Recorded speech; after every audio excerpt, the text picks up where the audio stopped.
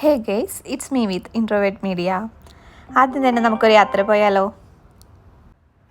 First flight to Dubai. ആദ്യം തന്നെ നമുക്ക് ഡ്രസ്സൊക്കെ പാക്ക് ചെയ്തിട്ട് തുടങ്ങാം. ഡ്രസ്സ് പാക്കിംഗ് ആണ്. ഡ്രസ്സ് അങ്ങോട്ടും ഇങ്ങോട്ടൊക്കെ എടുത്ത് ഒരുവിധം സെറ്റാക്കാണ്. അങ്ങോട്ട് വെച്ചിട്ട് ഇങ്ങോട്ട് വെച്ചിട്ടൊന്നും ശരിയാകുന്നില്ല.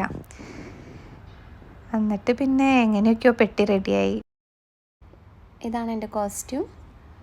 ഒന്ന് മിററിൻ്റെ ഫ്രണ്ടിലൊക്കെ നിന്ന് ഡ്രസ്സിന് ഇറക്കം കറക്റ്റാണോ അല്ലേ എന്നൊക്കെ ഒന്ന് നോക്കി. കറക്റ്റാണ്. കോൺഫിഡൻസ് വരുത്താൻ കുറേ നോക്കി, പക്ഷെ കാര്യമില്ല, വന്നില്ല. അപ്പോഴേക്കും രാധമ്മ നമ്മുടെ അടുത്തേക്ക് വന്നിരിക്കുന്നു. ഫോട്ടോ എന്ന് വെച്ച് പോസ്റ്റ് ചെയ്യുന്നുണ്ട്, പക്ഷെ അത് വീഡിയോ ആയിരുന്നു. അതിൻ്റെ ഉള്ള റിയാക്ഷനാണ് ഈ കാണുന്നത്. അങ്ങനെ എല്ലാവരോടും യാത്ര പറഞ്ഞ് ഞങ്ങളിതാ കൊച്ചി എയർപോർട്ടിലേക്ക് പോവുകയാണ്. നല്ല ബ്ലോക്ക് ഉണ്ടാവുമെന്ന് വിചാരിച്ച് 1 മണിക്കൂർ മുന്നേ പുറപ്പെട്ടു, പക്ഷെ ബ്ലോക്കൊന്നും ഉണ്ടായിരുന്നില്ല. അത് കാരണം 4 മണിക്കൂർ നേരത്തെ ഞങ്ങളവിടെ എത്തി. ഡാഡി കുളന്ത് എത്ര സങ്കടത്തിൽ. Oh my God. നേരത്തെ എത്തിയതുകൊണ്ട് ഫോട്ടോ എടുക്കാൻ ഇഷ്ടം പോലെ ടൈം ഉണ്ടായി, പക്ഷേ ഫോട്ടോ എടുത്തതിൽ ഇഷ്ടപ്പെട്ടത് ഇത് മാത്രം. അങ്ങനെ ഇമിഗ്രേഷനെല്ലാം കഴിഞ്ഞ് ഗേറ്റ് 6 അന്വേഷിച്ചുള്ള നടപ്പാണിത്. എല്ലാം വീഡിയോസിൽ പകർത്തണമെന്നുണ്ടായിരുന്നു, പക്ഷേ വീഡിയോ എടുത്ത് എക്സ്പേർട്ട് ആയത് കാരണം തീരെ ടെൻഷൻ ഇല്ലാത്തത് കാരണം ഒന്നും നടന്നില്ല. അങ്ങനെ ഗേറ്റ് 6 എത്തിയിരിക്കുകയാണ്. ഇനി ഫ്ലൈറ്റ് കയറാനായിട്ടുള്ള അനൗൺസ്മെൻറ്റിന് വേണ്ടി ഇവിടെ വെയിറ്റ് ചെയ്യുകയാണ്. I M so excited. Flight കയറാൻ പോവുകയാണ്. ആദ്യമായി ഫ്ലൈറ്റ് കണ്ടതിൻ്റെ ഒരു സന്തോഷം.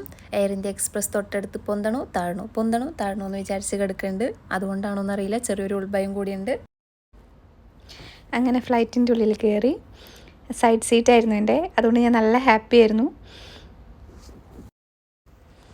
ഫ്ലൈറ്റ് ആദ്യം തന്നെ റിവേഴ്സ് ഗിയറാണേ.